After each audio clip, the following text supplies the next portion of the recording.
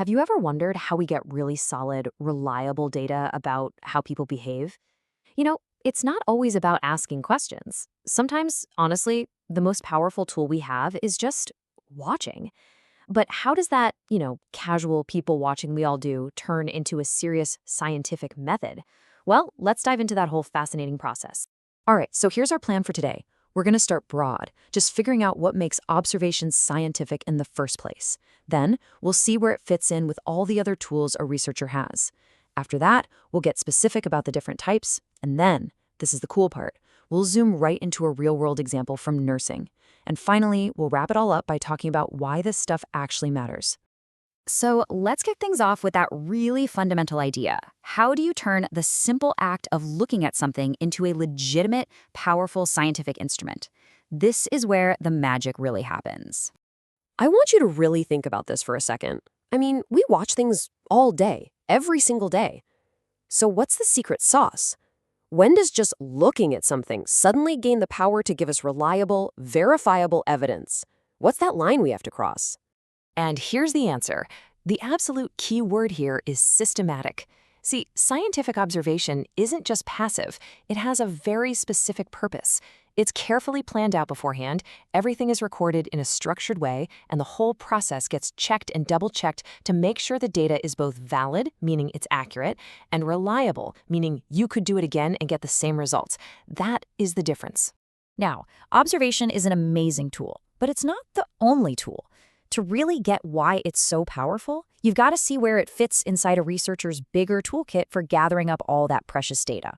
Think about it. A researcher has this whole menu of options to choose from. You can see them laid out right here.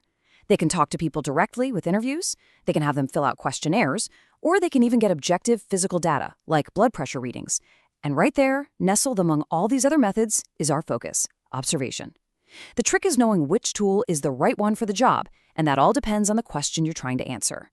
Okay, so we know what observation is and kind of where it lives. Now let's really get into the nitty-gritty. Because the method itself isn't a one-size-fits-all kind of deal. It really splits into two main approaches. And believe me, the difference between them is absolutely crucial. So check this out. It's like you've got two totally different ways to go. On the left, you have structured observation. Think of this like having a super detailed map before you start a journey. You know exactly what you're looking for, you have your categories all set up. It's all about precision, which makes it perfect for quantitative research, where you're counting things. But then, on the right, you have unstructured observation.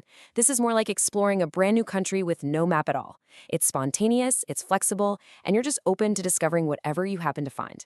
That's why it's the go-to method for qualitative studies. Okay, this is where the rubber really meets the road. Let's take all this theory and see how structured observation is used in a field where precision can, quite literally, be a matter of life and death: nursing. This quote just nails it, doesn't it? In a field like nursing, you absolutely need that careful definition. You just can't be fuzzy or vague when you're looking at clinical procedures. This is exactly why that systematic, planned approach of structured observation is so incredibly important here. And this just shows you the real-world value. Research using this method isn't just for some academic paper. It's incredibly practical. It helps hospitals and senior nurses answer really, really important questions. Are the hand hygiene rules being followed to stop infections from spreading? Is a complex procedure with medication being done completely and correctly every single time?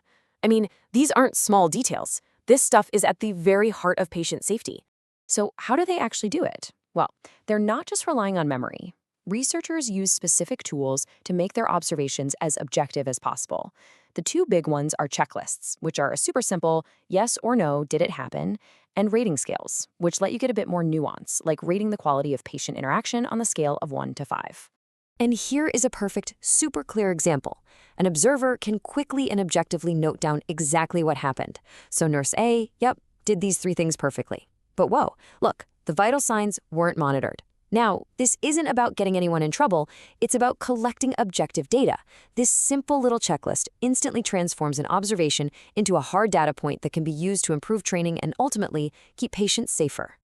All right, so after going through all that, let's just pull the camera back for a second and look at the big picture. Why should we even care this much about being so systematic in how we watch the world around us? This right here is the main takeaway. The real power of observation as a research method is its ability to turn something we all do naturally, watching, into hard, objective data. It takes all the guesswork and personal bias out of the equation. And in a field like nursing, the payoff is just huge. We're talking safer hospitals, better trained staff, and at the end of the day, a higher standard of care for every single patient. So I'll leave you with this little thought to chew on. We've seen just how powerful this tool is in a hospital, but where else could applying this kind of systematic, careful attention make a real difference? In our classrooms? Maybe? Our workplaces? It's a pretty powerful idea to think about. Thanks so much for joining me.